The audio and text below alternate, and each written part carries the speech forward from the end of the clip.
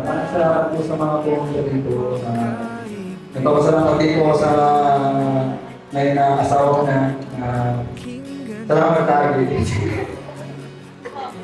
Sabi nga, salamat tayo sa television. Alam mo naman kung gano'n ko pasaway. So nga, may sakit ako.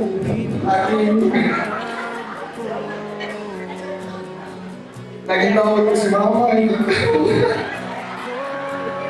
Pero ngayon, hindi ko na nagawin talaga.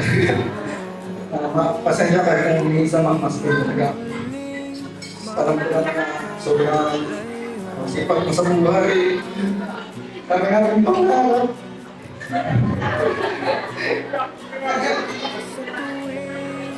Hindi ko kaya yung hindi ko parang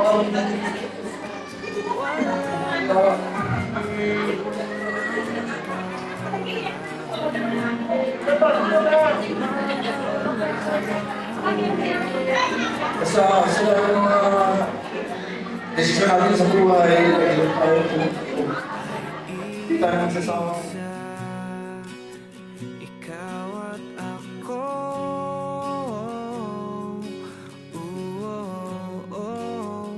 tayo'y pinagtagpo.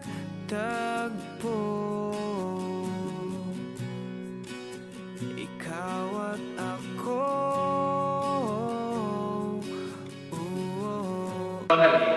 Sumasang-ayon ka ba ng maging asawa, si Alan, na narito ngayon, alinsunod sa batas at mga alipuntunin ng ating banal na simbahan? Yun na din lang. Ano ka ba? Relax lang na. Yun na din muna. Ulitin ko yun na rin na.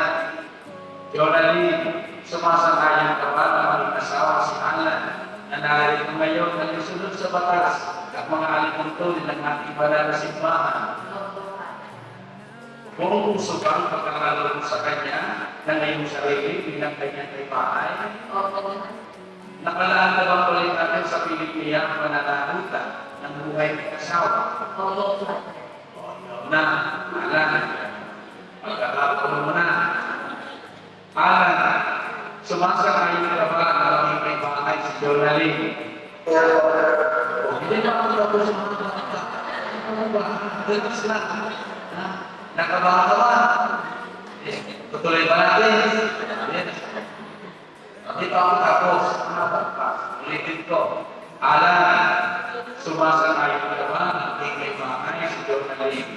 Na narito ngayon, alinsunod sa batas at mga alipuntunin ng ating banal na simbahan. Sige na.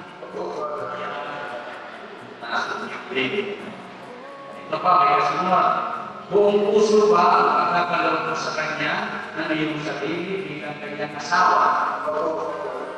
Nakalaan ka bang baligatin sa Pilipiya ang pananagutan ng buhay may asawa? So, yung paborito yung kanta, yung You Are Universe. Doon sa chorus noon, may magandang linya na sinasabi mo, I want to put you first. Ayun sa chorus ng You Are Universe. I want to put you first. Gusto kong ikaw yung una sa buhay. Tama ba? You Are Universe yung team song limit na naman. Sino kumanta nun?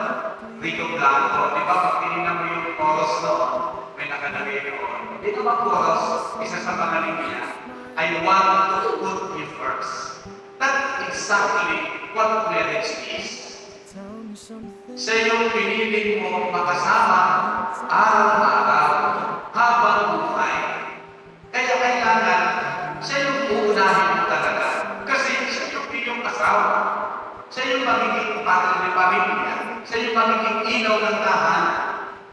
You are now my number one priority in my life. Joy make me feel when I'm inside your universe. Tandaan lang na, kapagpanilig ka na naman.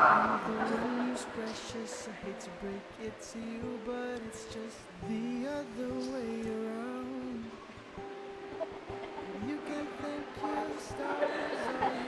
Sabi ko, madali, huwag naman tagalan.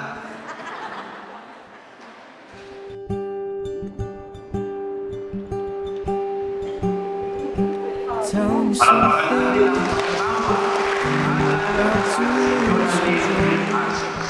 Pwede na po. how do you patiently hold